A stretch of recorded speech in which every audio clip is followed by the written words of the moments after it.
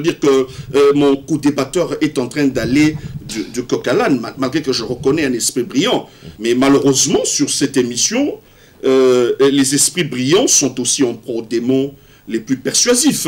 Tellement qu'il veut défendre l'indéfendable. Un monsieur intelligent, il est à court d'arguments. Je sais que ce n'est pas facile. Laissez-nous vous critiquer et nos critiques sont fondées, cher ami.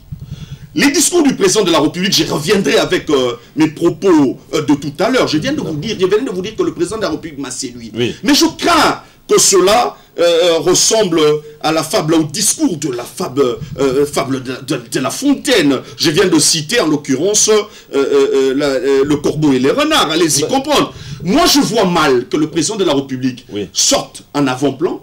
C'est un bon moralisateur. Oui. Le discours est fondé. Mais malheureusement, on est en train d'indexer au niveau de la présidence de la République une certaine gabégie financière, un certain détournement des deniers publics. Non, c'est peut-être après avoir tiré les leçons. Non, le président de la République n'a rien relevé quant à ceux. Vous n'avez pas remarqué? Il n'a rien relevé quant à ceux. Il n'a donné que ses bonnes intentions. Et allons plus loin.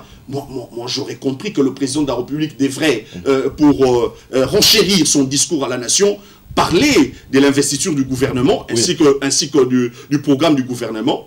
Mais donc, malheureusement, ça manquait, ça. Malheureusement, vous verrez qu'il n'en a pas fait allusion. Le deuxième point, il devrait aussi parler de la gratuité d'enseignement qu'il a tamponné, à mon avis, pour l'instant. Ça, il l'a déjà dit, donc on est passé à l'effectivité de... Non, on est passé à l'effectivité sans mesure d'accompagnement, cher ami Captiva. Allez, ça c'est une utopie. La gratuité de l'enseignement, c'est un droit constitutionnellement garanti, d'après l'article 43 de la Constitution. Mais nos amis qui sont au pouvoir veulent nous donner l'impression qu'ils sont en train de donner des faveurs à la République. Moi, j'ai battu campagne chez candidat. J'en ai parlé. Nous avons parlé de ce point. Le président de la République, en parlant de la gratuité d'enseignement, c'est bien beau. Il devait y avoir des mesures d'accompagnement. Cher ami, pour que l'école puisse fonctionner, vous n'êtes pas sans le savoir. On est en déficit infrastructurel. En fait, on manque d'infrastructures, assez d'infrastructures pour l'État.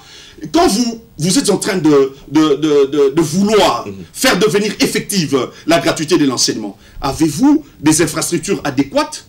Non, pour l'instant, l'État n'en a pas. Mais, cher ami, pour que le cours puisse débuter, il faudra quand même des frais de fonctionnement. La clé que le monsieur doit utiliser, peut-être rafraîchir le tableau, sincèrement, pour les écoles qui existent, ça a un coût. Sûrement tout ça a été présenté. Non, on devrait voir que le président de la République, un mois en avant, à l'avance, ils avaient pris des mesures idoines pour matérialiser la gratuité de l'enseignement. Mais malheureusement, c'était...